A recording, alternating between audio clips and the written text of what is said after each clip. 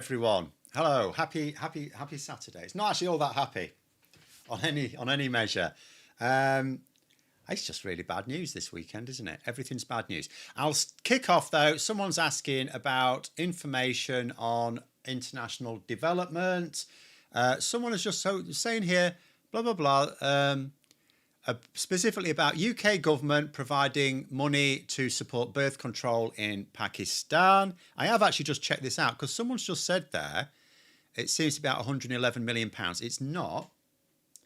I've just worked it out. It is 28, 36 million. But the way you would find it, I will post a link in the chat. If you're not used to finding government data, it can be a little bit tricky at first. But what you have to do is, first of all, find... Actually, you could probably use Google AI these days. But basically, you want to know which government department you're looking for. In this instance, there used to be a department for international development, but that was... not so much abolished by Boris Johnson, but it was folded into the Foreign Office. So now we used to have the Foreign and Commonwealth Office. It's now known as FCDO, which is the Foreign, Commonwealth and Development Office, which in theory is not a bad idea because foreign development is a key part of foreign affairs. So when people are complaining about foreign aid, again, people think this is charity. And you'd like to think that the money that it's been spent on will help the lives of people in other countries, right? But that's not the reason we provide the money. We provide the money because it is in our foreign affairs interest. It does multiple things that are in our benefit. First of all, if you improve the lives of people in some unstable regions of the world, then... you are less likely to get refugees. The very people moaning about foreign aid are the very people who also moan about refugees. It's one or the other. If you allow the world to be unstable, you are going to create refugees. So it's really one or the other. Do you want fewer refugees? If you want fewer refugees, you have to help out parts of the world that need that. The other thing is soft power as well. You know, when you are seen to be helping people in various parts of the world, it projects a positive image of your country. Something we could do with more of, quite frankly, particularly when you're talking about, so this is Pakistan, right? So when you're particularly talking about former colonies, former British colonies that we basically screwed over. So all in all, yes, if you're talking about particularly, I mean, Pakistan is also, although it's got its structural problems, is still an important country on the world stage as well. So, you know, but the actual, if you add it all up, I don't know where you get 111 million from. Because if you go to that link I put, by the way, it says it doesn't look like it's got very much. This is what I mean about knowing how to find it. So it says September 2025, because that's the last time it was updated. Then it says the data underline, and it's a hyperlink. That will take you to an Excel spreadsheet that's got it all in, everything, every penny, literally every penny. So then you can trawl through it at your leisure. But anyway, let us go back up to the top. We're just going to do general stuff. I've entitled this, are we basically in the age of anarchy now? Because, you know what, let's just rattle off a few things. Trump has yet again handed Ukraine to Putin. I would like to think that this is going to be another case of European leaders getting the sock puppets out, going to Trump and going, look, Don, no. Unfortunately, I'm reading various things from experts and it's sounding increasingly pessimistic. It's utterly insane. Utterly. But I tell you what I find more insane, not Trump. Right? Trump's just a an idiot, right? Is an imbecile. We're suffering from America ever voting for that cretin. I blame everyone not everyone in America, but I blame a lot of people in America. The people who voted for Trump when they should have known better. And some of them should have known better. Some people who voted for Trump voted for dumb shit. The guy who owned a sawmill, whose biggest customer is China, voting for the guy who promised a trade war with China. the Latinos, anyone that's not white ethno-Christian voting for Trump, he has promised to screw you all over. Anyone who is not an extreme right-wing ethno-Christian nut job should have known better. But I also blame the Democrats for not providing a robust enough challenge. Biden should have announced he was stepping down long, and he shouldn't have stepped down, but he should have announced he was stepping down long before. They should have had a proper contest to see who succeeded him. Maybe there was a chance they'd have had someone more appealing. I just feel, Kamala Harris, I actually thought did all right as a person, as a candidate. The campaign wasn't great, but it was rushed. I just worried they just needed a white bloke just to calm it down. So I blame lots of people. But nonetheless, in this particular case, I also blame Europe. Europe has been weak again. We were weak in 2014, not repelling Russia from Crimea when it would have been easy. Quite frankly, we should never have allowed him to take the piss anywhere. Georgia, Chechnya, no, we should have stood firm a long time ago. But when it came to actually invading Ukraine in 2014, that shouldn't have been allowed to fly at all. We didn't even seem to see the warning signs. Germany carried on with Nord Stream 2 and all the rest of it. It's not even like we saw it as an alarm bell. We did nothing to prepare. Then you had the full-scale invasion of 20. That should never have happened. As soon as they were building up on Russia's side of the border, we should have been reinforcing Ukraine's side of the border. We should have been saying, you ain't got any tanks across here. Simple as that. We should have put physical barriers in the way of our own tanks, right? They wouldn't have dared. And then they'd have just gone, oh, we were just doing exercise, we're going home now, right? But even now, I would like to know the reason. I genuinely would love to know the reason. I was musing, wasn't I, a couple of days ago, yesterday or the day before or something, about, surely, because I can't understand why the EU, we're weak, the UK's weak at the moment, but the EU, I don't know why they're swallowing Trump's tariffs. I could only imagine it's because of support for Ukraine. But this deal withdraws that support for Ukraine completely. It doesn't just say you have to agree to peace on Putin's terms. It actually says that over the next few years, you're also going to stop having this American support because you won't need it because Putin won't invade. That bollocks.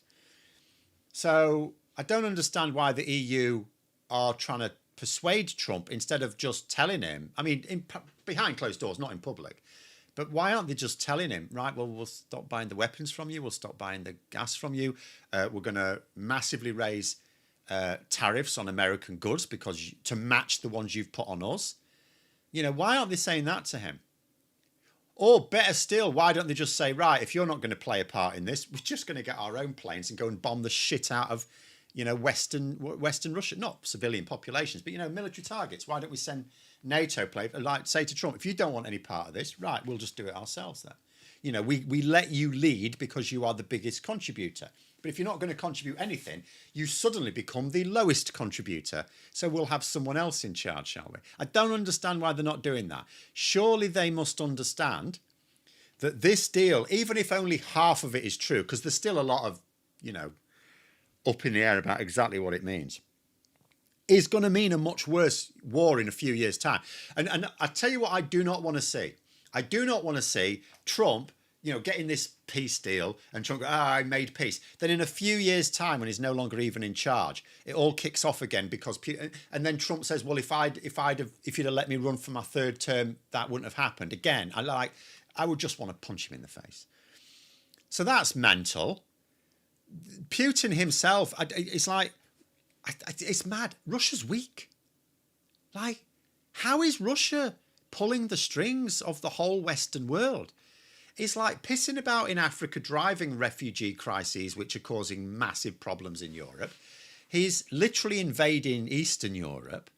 He's dangling the American president by strings. How is this possible when Putin has weakened Russia? Russia used to be a powerful country, right? And he's massively weakened it. His corruption, his oligarchy has hollowed out the Russian economy. I don't understand how he gets away with anything. Like, no, there's individual European countries that are individually stronger than Russia. I wish I could understand it. There must be a reason. I'm not suggesting all these defence and security experts are idiots. There's something they know that I don't understand. But I wish I did understand it. It's utterly insane. Anyway, I'll try to go through. I might have to go back. Von der Leyen's terrible. Well, I don't even see it's her fault. Like, she can't really do anything, can she? She's the EU Commission president. The EU is not a military force. When I say the EU should be doing, I mean, what I mean is because several senior members of the EU have, because remember, not all of the EU is even in NATO, right? And the EU itself isn't a military organisation. But when I say that, I mean, you've still got the big players. You've still got Germany and France, huge players they are the engines of the EU, and they've both got good militaries. Like, what? I don't get it. Like, but the EU link really is that the EU should just say, we're going to, right, if you want, we're not going to swallow these tariffs while you are. Because how much is that going to, like, why would the EU swallow these tariffs when they're economically damaging? Well, retaliating causes more economic damage, right? Okay, how much economic damage is going to be caused by this so-called peace deal? In a few years' time, how much more, like, if you think about how much it would have cost to have kicked Russia out of Crimea when it first started in 2014, before it even settled there, when it made its first incursions, would have cost next to nothing to boot them out. Next to nothing. And it would have shown Putin that he'd gone a bit too far then, and then he wouldn't have started with the rest of it. And then 2022, if they stopped them in 2022, that would have been more expensive. But think about what it's costing now.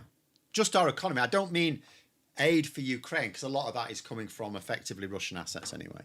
We're not really giving Ukraine very much.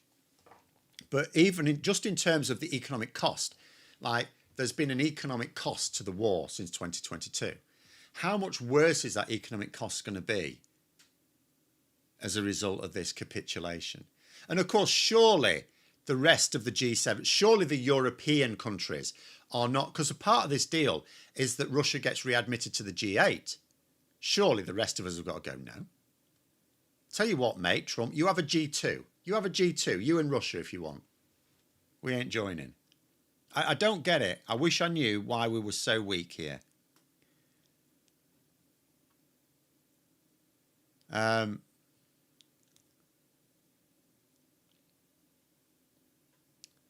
a weird conversation going on. I'm trying to catch up with some sort of comment. Russia has to give up nothing. It's too one-sided. Well, I haven't. If anything, I thought I spied a few extra demands from Putin. He's just holding tight and getting everything. His economy's about to collapse. Like, his military's knackered. I mean, Trump talking about Ukraine has no cards. No, Russia has no cards. Russia has no cards. I do not understand why Europe is not being more robust with this. They should have been straight before, because Trump now the White House anyway, I don't know about Trump himself. The White House seems to be suggesting that this is the thing now. I gather Trump is in a hurry because he thinks he deserves the FIFA Peace Prize that's going to be awarded next month.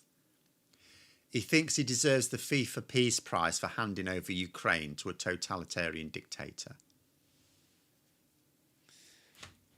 I don't give a shit whether he gets that or not. FIFA are like not exactly a worthy organisation to be giving out peace prizes. But if that's his haste, I do not know why Europe, and they should have been straight onto that blower and making it absolutely clear that there will be consequences for him.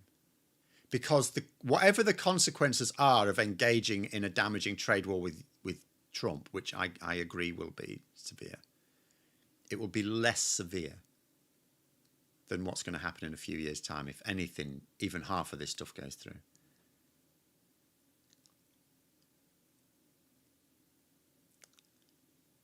Politicians are supposed to set an example for everyone else, but in reality, so many don't. Well, very often, smart politics is not actually setting an example at all. If you're a canny politician doesn't set examples, they reflect public opinion. Michael Heseltine once said of Boris Johnson, didn't he, very famously, Boris Johnson is the sort of man who looks to see which way the crowd is going, then runs ahead of them and yells, "Follow me."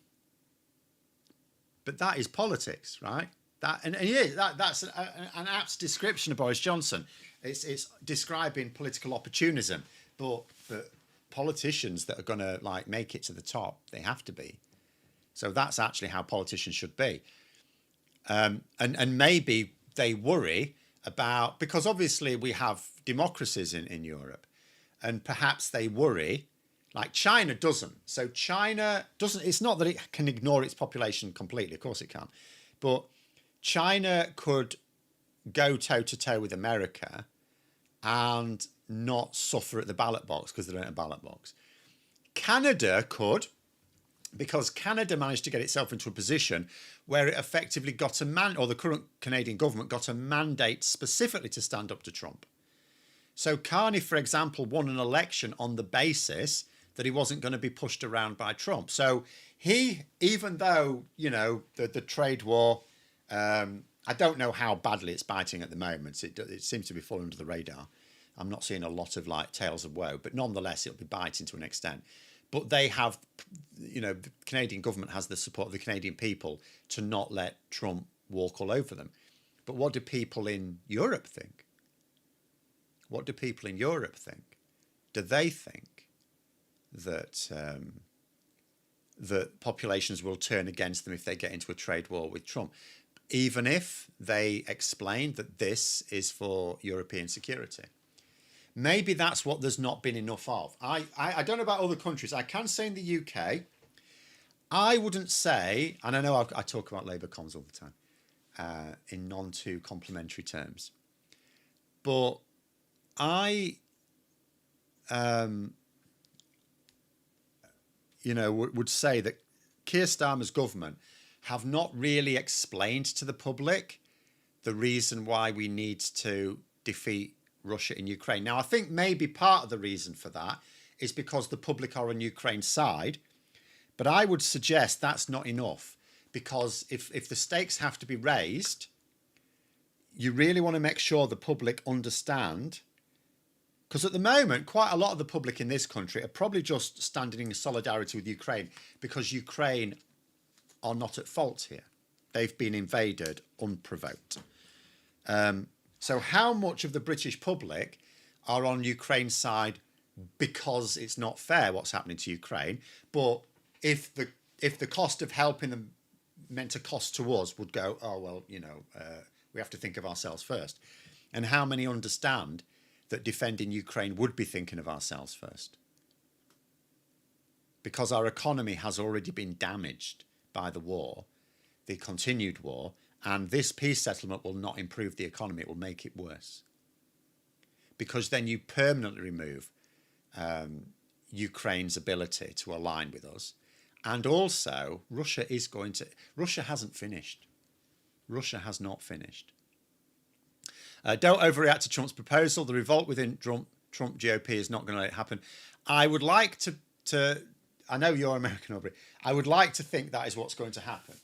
And as I say, from my point of view, I cannot understand why Europe does not draw a line in the sand here. My only real worry, the reason why, if I am overreacting, is I am seeing multiple experts that I have followed that sound very pessimistic. And Zelensky himself, people have noted Zelensky himself looking pretty grey ever since this thing was announced. He's not, could Europe and us see Putin off, if that's us as in the UK rather than the US? We have, since the end of the Cold War, European countries have allowed our military to diminish. It allowed us to boost our economies to an extent because we no longer had to, we used to spend way more on defence, like loads more. So we reduced the amount we spent on defence, and that allowed us to, like, grow prosperous and stuff. But I would still say Ukraine have held Russia for over 3 years now. Hold on, 3.5 years, isn't it? Actually, almost exactly 3.5 years to the day, isn't it? Thinking about it. And so, yeah, I would suggest if Britain, France, Germany, Poland, Spain, Greece, Italy, Belgium, the Netherlands, if we decided we'd had enough and we were going to deploy what forces we could to Ukraine, I think we would crush them. I think we would absolutely crush them. I'm not saying in a couple of weeks, though, and here's the problem, isn't it? Because then you're going to end up with British and Dutch and French military personnel dying, right? So then that gets into the news, and then there's the worry about, okay, so how will the public take that? This is why I would have liked it if, I don't know about other governments in other parts of Europe, but in this country, we haven't really emphasised the fact that we are actually at war with Russia. Russia is fighting a hybrid war where it is attacking us, but not with conventional weapons, but it is attacking us. And this should have been made clear to people. But anyway, it is what it is. Marjorie Taylor Greene out, Mamdani getting crushed on his head. Yeah, I'm going to do a video on that tomorrow. The Mamdani one more than the Marjorie Taylor Greene. I think they're both remarkable. But Mamdani, and that was for people who haven't seen it, it's absolutely beautiful. So Zoran Mamdani goes to the White House. He initiated. He approached Trump. He approached Trump and says, "Should we have a meeting?" And got on with him like a house on fire. I mean, we'll see what happens next year, but it's quite spectacular. It was. Let me find a photo. It was a brilliant photo. Let me find it.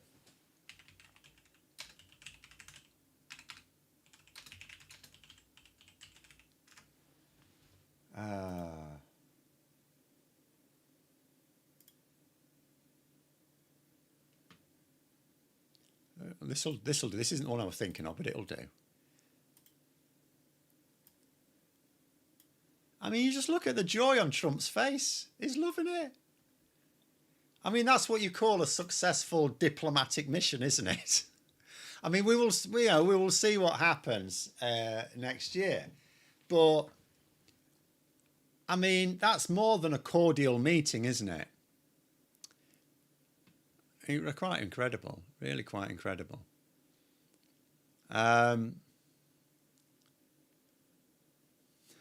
Any Christmas present idea to my 6-year-old nephew and nearly 3-year-old niece? Yeah, licorice all sorts. I love licorice all sorts. What are my thoughts on the Chinese super embassy? Do you know, I really don't care. If we're going to have an embassy for China, I know people are talking a lot about, the threat from China, but it's one of those things. It's a frenemy, isn't it? It's a close, like, we're going to be buying a shitload of green technology from them because no one else bothered to develop it. They're an important trading partner. We just know that they're up to no good as well. Like, if they want a large embassy, let them have a large embassy. I'm not probably qualified to give an expert view on it, but I don't really, it's like, if you're going to let them have an embassy, like what, if they want a bigger embassy, is there really a problem to it? Is there really a problem to it? As long as you don't let them build like a compound to store tanks or some other invasion equipment or anything, then it's fine. Well, it's fine for me anyway, unless someone can point something out anyway.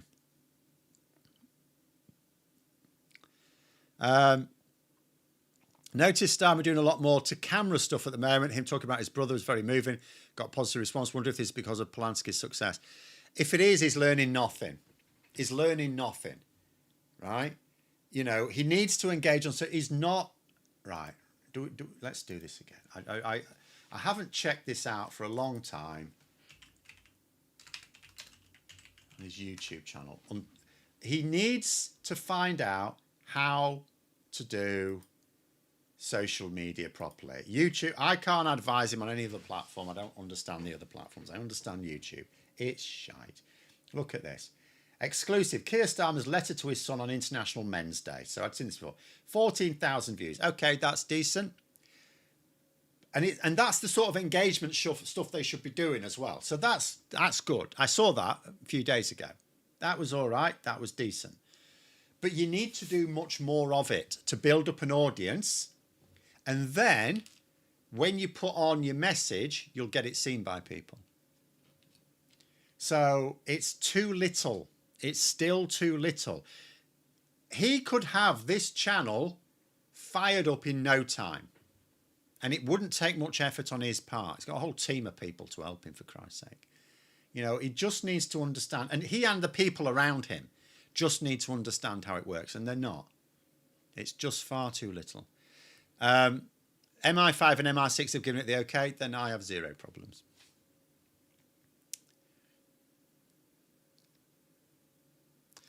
People are saying they understand why the right like him so much with how he presented himself.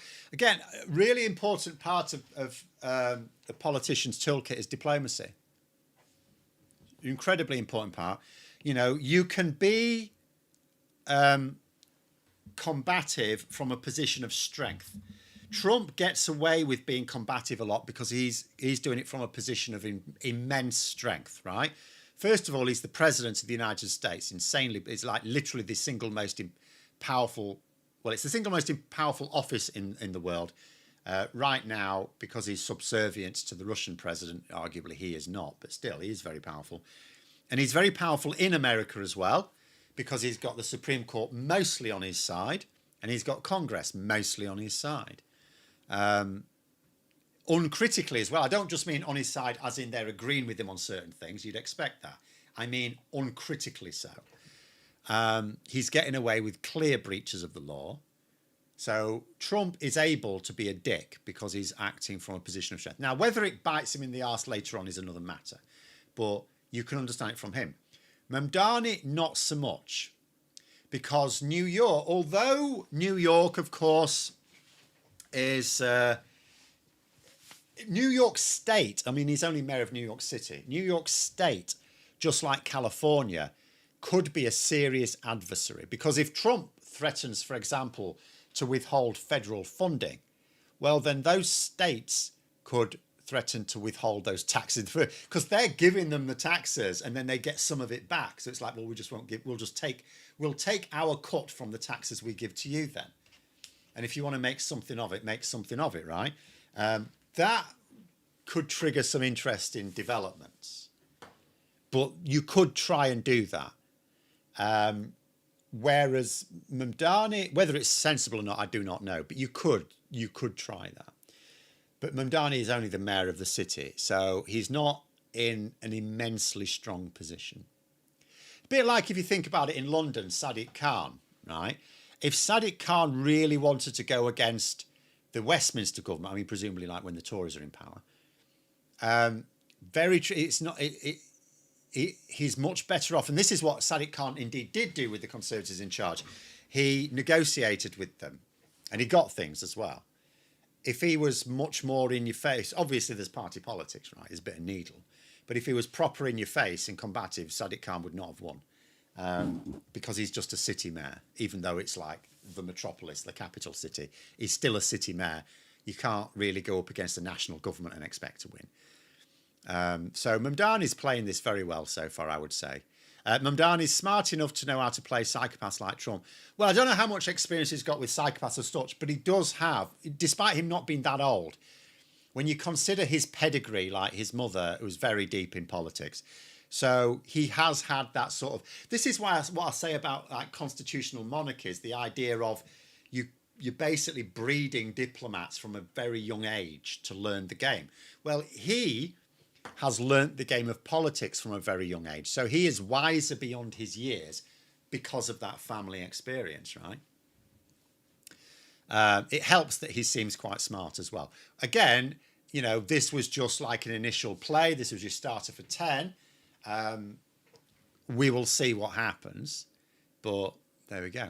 The Labour channel has Ask an MP, still nowhere near enough views there. So, yeah, I'm actually looking at Keir Starmer's YouTube channel. I've sort of given up on the Labour because I don't think... If Keir Starmer has his own channel, it's like they're not even bothering on the Labour Party channel. But I could look it up anyway.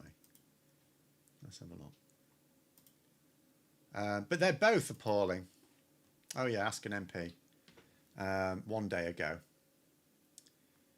The latest one, Mike Tapp. 305 views from a day ago. I mean, come on.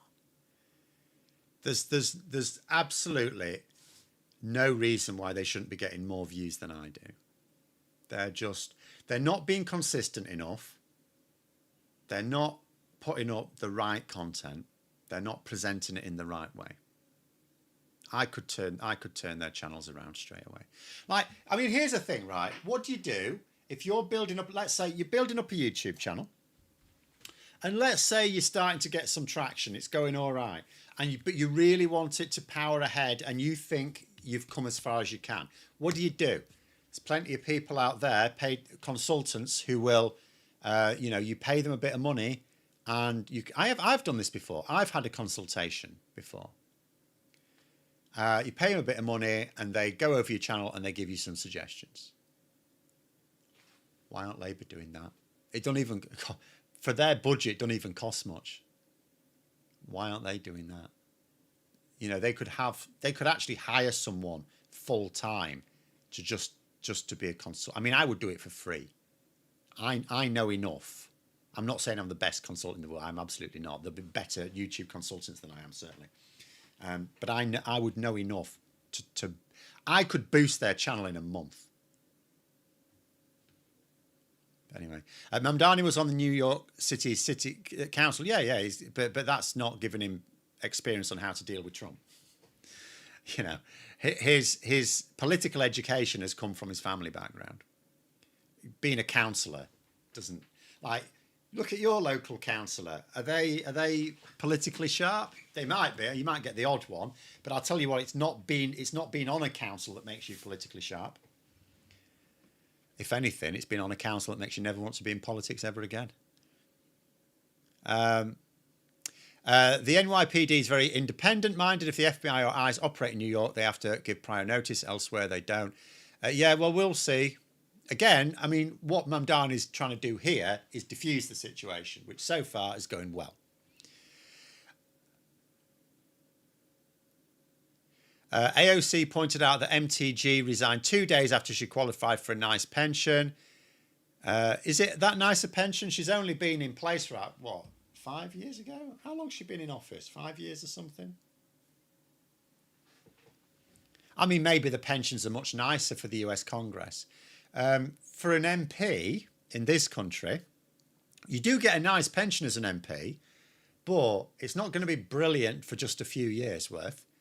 You get a 1 in 51. So if you think about at the moment, the MP's salary is about 93,000. So if you divide that by 51, then for every year you're an MP, and obviously paying into your pension, you don't have to, but obviously it's a good pension. Why wouldn't you? It's like a teacher's pension in many ways. It's worth more than a teacher's pension because you get paid more. But it is like a teacher's pension in that the contributions don't just come from yourself. You get a big old top up from the Treasury. Teacher's pension, you get a big old top up from your employer. In fact, a teacher's pension is so good because the employer pays more than you do. Which is why whenever you look at, I'm not trying to big up teachers' salaries here, but they're in my part of the world, they're not bad. I can understand how in some parts of the country, in the southeast of England, London, they're not great. In lots of parts of the country, a teacher's salary at the top end of the scale, once you've got to the top, it's actually not bad at all. I wouldn't complain about a teacher's salary. But you also have to consider the pension value is very high. But yeah, for an MP, do 93,000 divided by 51 and then times that by how many years they're in. So 5 years, I mean, it's not be a little bit lower than the state pension, wouldn't it? Which is not bad. I mean, it's more than most people are going to get for 5 years. And it's linked as well to inflation. So your pension goes up. But anyway, mother's very well-known progressive filmmaker indeed. The Swiss are voting on a 50% inheritance tax on estates worth more than 50 million francs, polling at 70% against. It would affect a 0.03% of estates. Seems a bit like Stockholm Syndrome. Seriously, is that all it would hit? 0.03? Because I do know homes in Switzerland are bloody expensive. You have generational mortgages in Switzerland. It's that bastard expensive. But anyway. My TikTok gets more views than that every video. They're utterly hopeless. Who will succeed Star? Well, we had that discussion earlier this week, didn't we? Did we talk about that on Monday or last Saturday or something? I won't go over it again. I will. I've lost the thing anyway. I don't know. Is the simple answer. There are no standout candidates. There are 0 standout candidates. There are 5 candidates that could conceivably, I think, win. There might be the odd dark horse. I think there are 5 that would have a realistic shot. I think all of them have massive problems. But then Starmer has massive problems as well.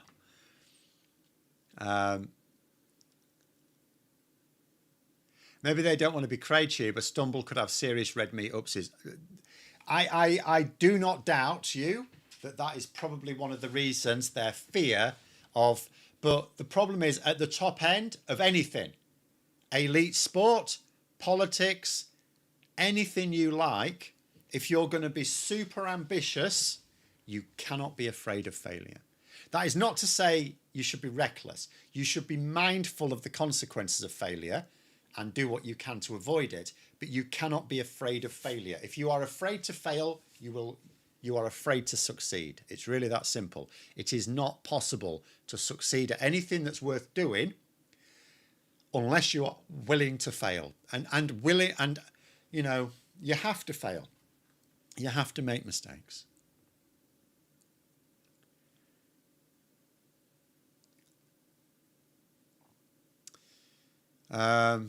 Oh, 96,000 the current MP salary.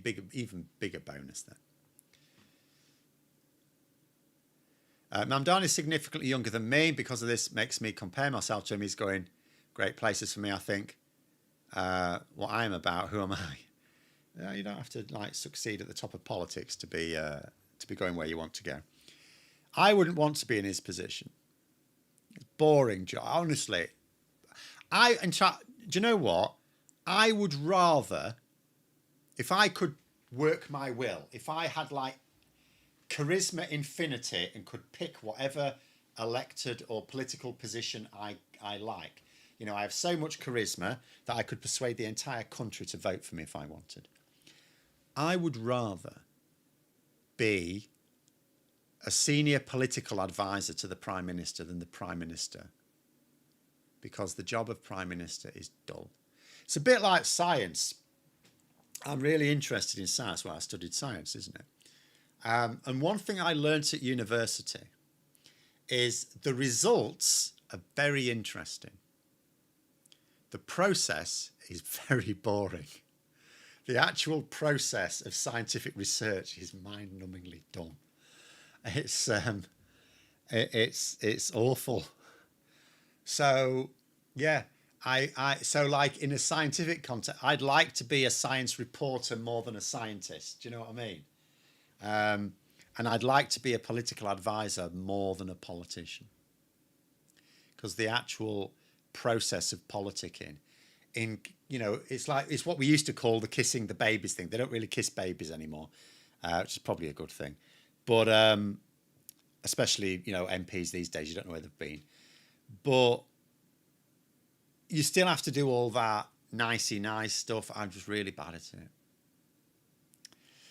Although at least I now have a diagnosis for why I'm really bad at it. Not to mention the fact educating future generations is a big responsibility. Yes.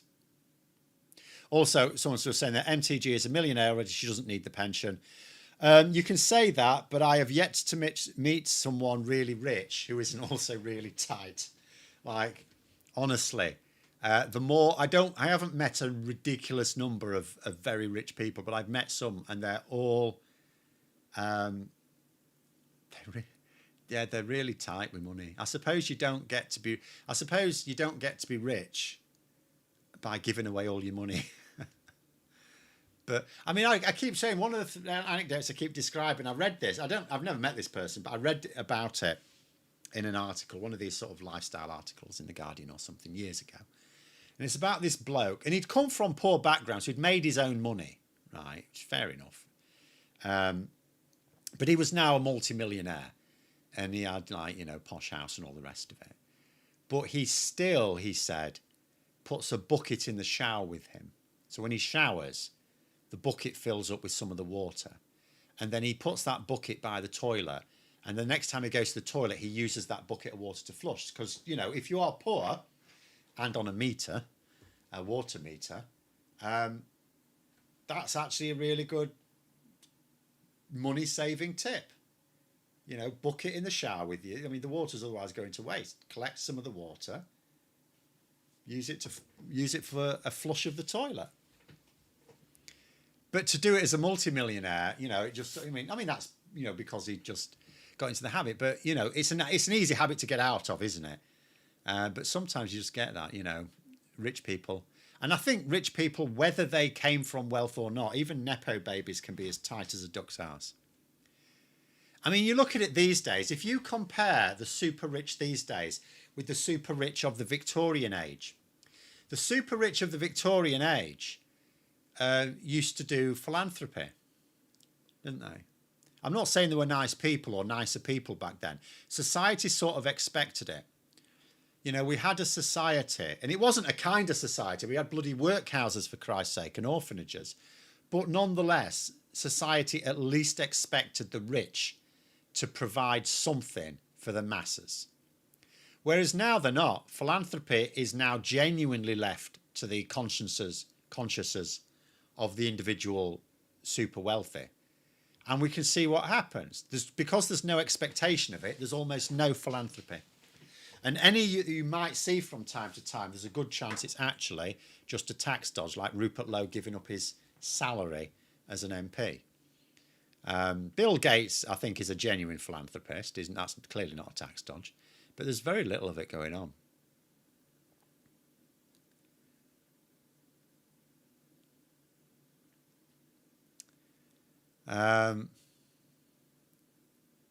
On the newsagents, Michael Crick claimed Labour are toying with the idea of introducing AV for the general election. Anyone else heard this? I haven't. I'd be very, very surprised if they were doing it, if anyone even knew about it, though. This is the sort of thing that if you're actually toying with it, you do not announce. Unless those discussions have gone to a very advanced level and you're ready to test the waters.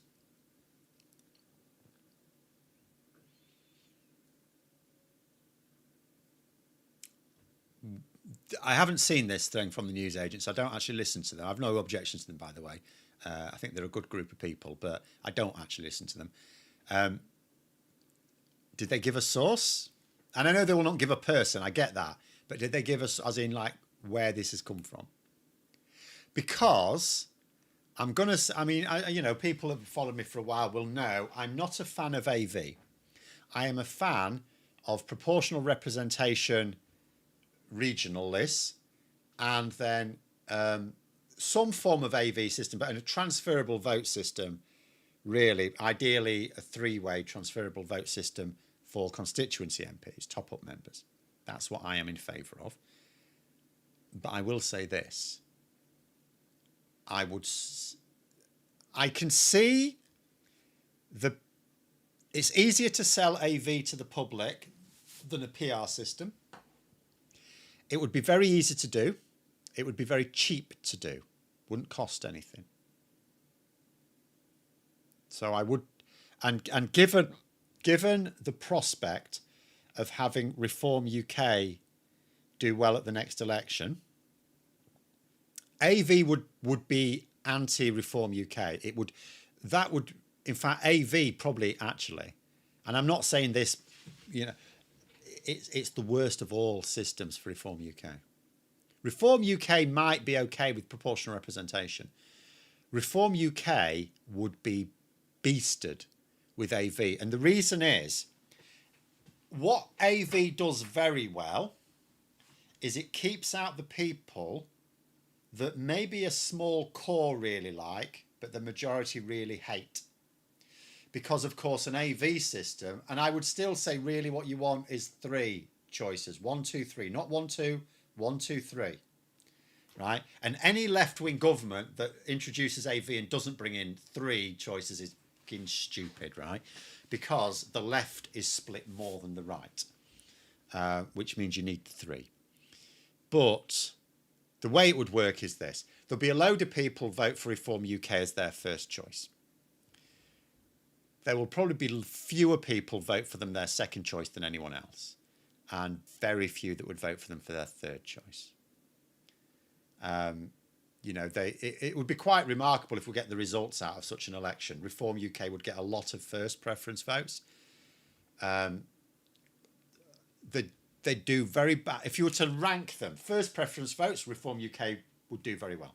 Second preference votes, they'd come down significantly. Third preference votes, I reckon, would be very few. Very few. Whereas Labour would attract a lot of first preference, second preference and third preference votes. Green Party, same thing. Lib Dems, same thing.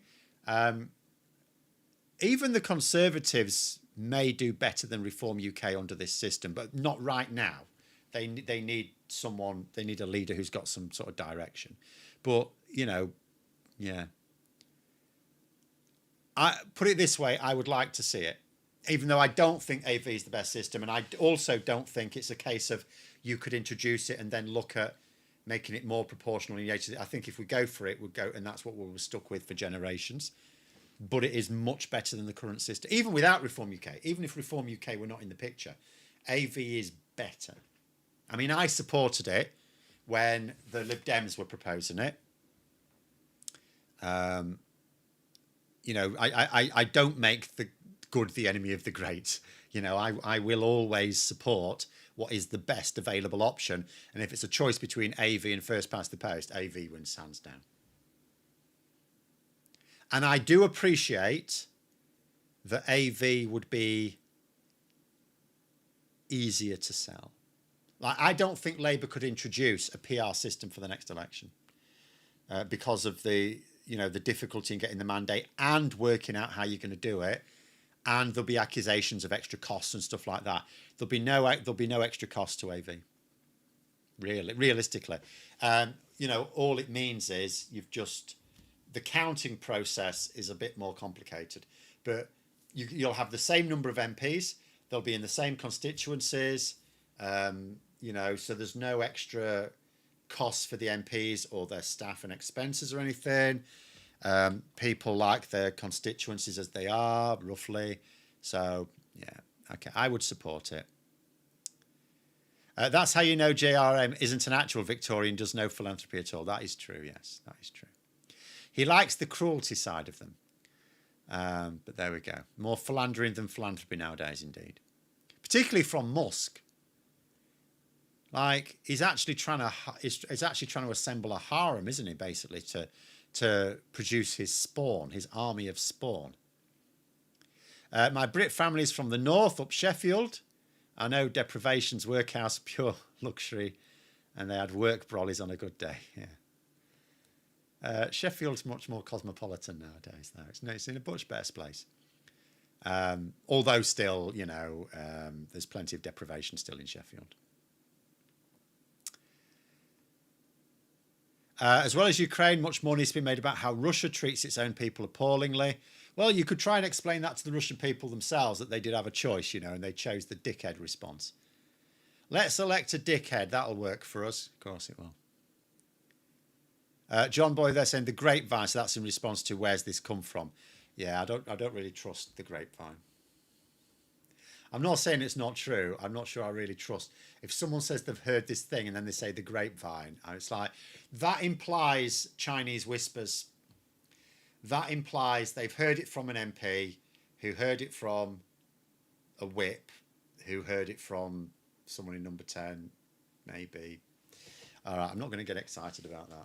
I'll wait till there's something. But yeah, grapevine. If your grapevine is your source, I mean, I know sources can, like, here are the typical sources you can take seriously.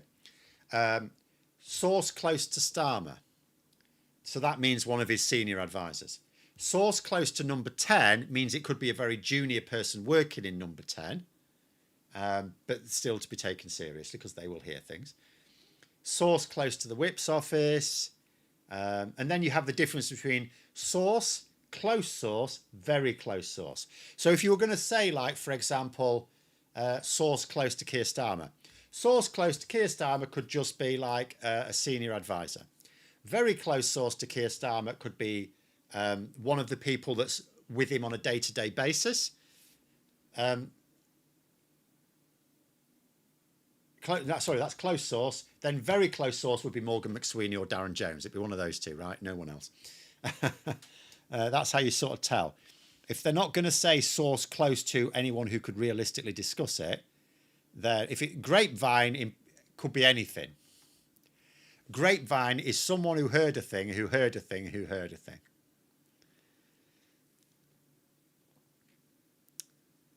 In Daily Mail parlance, a source is the person at the next desk who has to say something. Yeah, okay. Well, we're talking about credible sources here.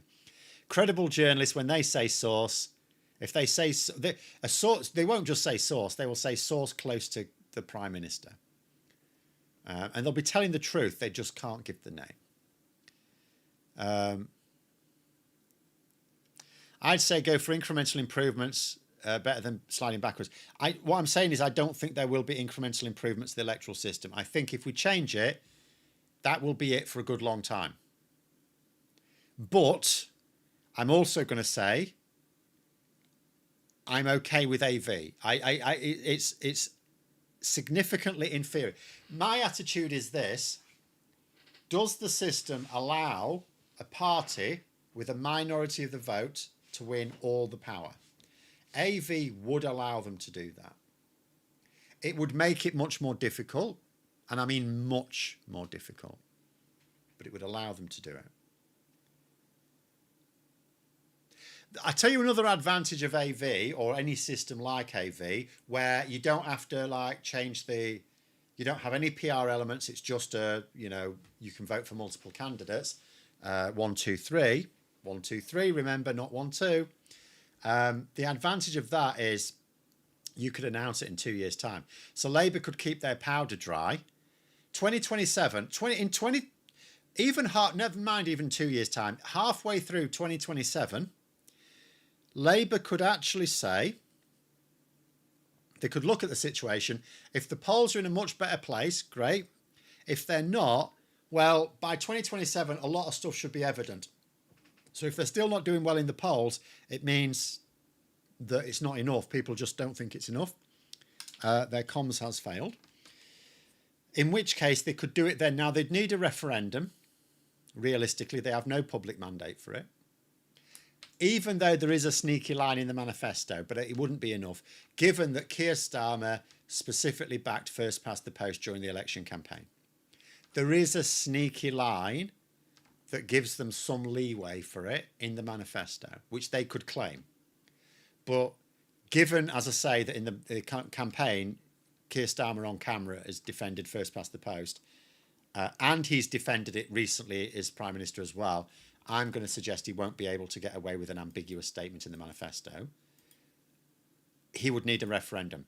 But if you do it in 2027, if you've already planned it, you could bang the referendum out for early 2028, get people to vote. Because that's what a lot of the dissatisfaction is. A lot of the support for Reform UK is not because they think Reform UK would be great. It's dissatisfaction with the system. So if Labour offer to change the system, I reckon it would win. I also reckon there wouldn't be. Reform UK, be interesting to see if they back it or not. They might back it, They may. They may actually say, yeah, this is interesting, we're okay with this. Particularly if because I don't think Reform UK are actually going to be on for a majority at the next election. I'm going to say that. And the reason I say that is because right now, that MRP poll from September still didn't give them a majority, remember. And I think we're at peak Reform UK. I think they're going to fall away a bit. The only thing that makes me a bit hesitant is with the first past the post system, the Green Party could be a spanner in the works, right? But this might be another reason why Labour might find AV useful, because the Green Party becomes less of a problem for them with an AV system. Because AV reduces the impact of split voting, right? And the major threat from the Green Party for Labour is not the fact that the Green Party will nick a load of Labour seats. They may nick some more, or they may not, we don't know, but they may get some more. But that's not the danger. The danger is they hive off votes which then go to waste and allow Reform UK in. So there's a lot to be said for an AV system for the next election. I just don't trust the grapevine. Anyone who says their source is the grapevine, particularly when it is, like the news agents are all journalists, right? So they do all have sources. They do all, they have contacts. If the best they can say is grapevine, that's not very compelling to me. The Mail to buy or own the Telegraph. Yeah, I saw that. Yeah, the same producers of the Mail are going to have the Telegraph. It's like, but I keep saying anyway, they're all just, it just means that our media now is going to be controlled by 3 billionaires instead of 4.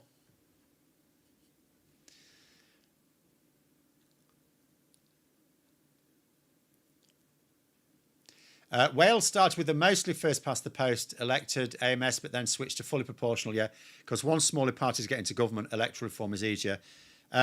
It's also more, it demands it more. Like in America, for example, I still say the presidential election should be based, I understand the historical reasons why for the electoral colleges, it should be based on the whoever wins the popular vote. It's a binary choice, who do you want to be president, right? But for other elections, I get the first past the post nature of it, because you base everyone just formed into 2 parties, basically. So there isn't really an argument, other than the fact it's an unfair system, against first past the post. There's no argument on like structural grounds. Whereas in this country, first past the post just no longer works. It cannot work. It cannot deliver a government that the country will be happy with. It's impossible now.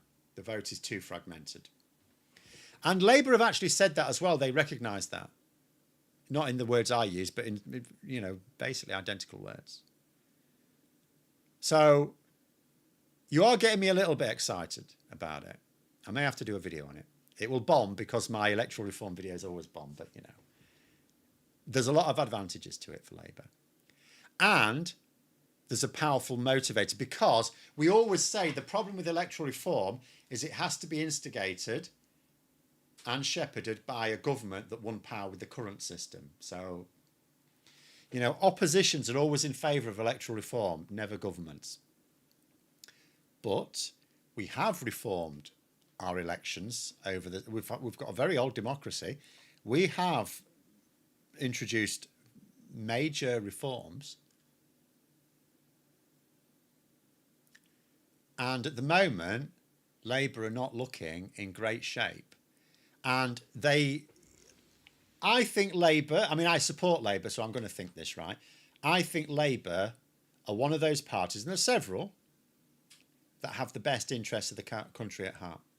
I do think they act in the national interest as a party. And I will not say that of Reform UK or the Conservatives. I'll say it of everyone else, of the mainstream parties. I think they are acting in the national. I think all of the, Labour, the Lib Dems, the Greens, Plaid, SNP, even the major parties, even in Northern Ireland, I think all are motivated to act in what they believe are the best interests of their country. I don't think that is true of any at the moment of the Conservatives, and I definitely know it's not true of Reform UK. As a result, I do think that if Labour think there's even a serious risk of losing power at the next election to Reform UK, they will. I think there's a good chance they would actually do the decent thing and introduce AV or some system to stop Reform UK. I think Labour would recognise that stopping Reform UK becomes very, very important. So there we go.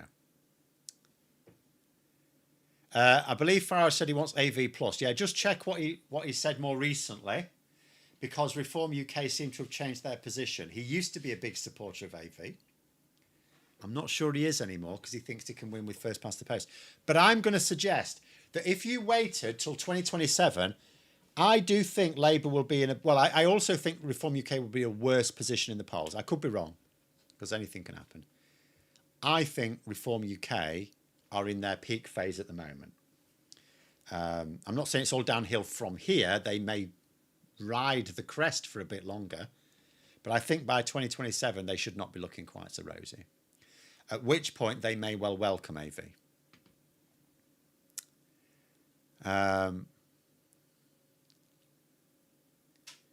Those who love Farage, but for the rest, he isn't even a third choice, let alone second. Well, that's, for a lot of people, we know from polling that is the case. We saw that in a recent poll that's published in the Times that I did a video on, of the fact there's quite a lot of Conservative voters even, but also Lib Dems and Green voters who would vote for Labour in a Labour reform contest, just to keep Reform UK out. And there are Labour, Lib Dem and Green voters, although nowhere near as many Green voters in this case, who would vote for the Conservatives in a Conservative reform contest. So there really is a lot of, it's like Reform UK are clearly first choice at the moment in terms of like modal voting type thing. They're the single most popular party at the moment, right? But they are also the most unpopular party, which is interesting. And AV will expose that. Hopefully, Nigel Farage won't understand elections. I suspect he does, actually, but hopefully he won't, and that he will back it. Because if he backs it, I can see the referendum winning. If he doesn't, I'd like to think it would still win. But are we really going to trust Labour and the Lib Dems? The Greens would benefit as well. I think the Greens would support it. I think they would benefit. The Conservatives won't, even though they would benefit in the short term, but they will believe they won't benefit in the long term. But then who knows? Who knows? But I would think, I wouldn't trust Labour, the Lib Dems and the Greens to collectively persuade the country to do anything. It'd be like Brexit again. Oh, we're going to have this campaign. All right, that's good. We'll just sell the benefits of the EU and people vote to remain. Brilliant. Who's going to be leading the Remain campaign? David Cameron, Jeremy Corbyn. Oh, bollocks. So, yeah, I don't really fancy an electoral reform referendum resting on the persuasive powers of Zach Polanski, Keir Starmer and Ed Davey, if I'm honest. I'd really rather, on this particular case, Nigel Farage was on our side. We will see. We will see. Even if he just did a bit of a Jeremy Corbyn, support of it, now I'm going to go on holiday for 2 weeks during the campaign. Even if it was a half-arsed support, that'll do me. That'll do me. Brits are not ever happy if they're happy. That's probably a fair comment, but never mind. Well, we are on a very rainy island. Seasonal thingy disorder. What's it called? SAD. What's it called? Anyway, you get a lot of it in Britain. It's quite rainy here. We get grey. The sky, people say the sky is blue. No, it's not. It's grey. But anyway, we'll leave it there. Last one here. I'm in Cardiff. Just received a reform letter asking to hear my views. There's a prepaid envelope. I'm open to suggestions. Oh, no, you have fun with that. I'll give you one tip, though, before you write it. So, when I was at university, although I did physics, I did do a few modules, optional modules in other schools. I did some biology options in the School of Biological Sciences, like molecular biology and genetics and stuff. And then I also did one in the history department. It was a history of nuclear physics. I found it very interesting, but it was still a history module, right? So it was essays, not exams, it was essays.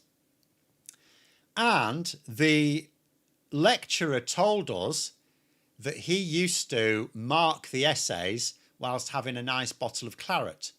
So I thought to myself, well, I'll be on the same wavelength then. So I used to drink wine while I wrote them. I got first. I got really high scores in my essays. I missed my call. I should have been a historian. I'd have belted it out the park. So maybe that's the thing. Maybe have a pint of beer while you're writing it. You'll be on the same wavelength as them then. But anyway, we'll leave it there. Thanks very much for coming on, everyone. Have a great rest of evening. Until next time, I'll see you later.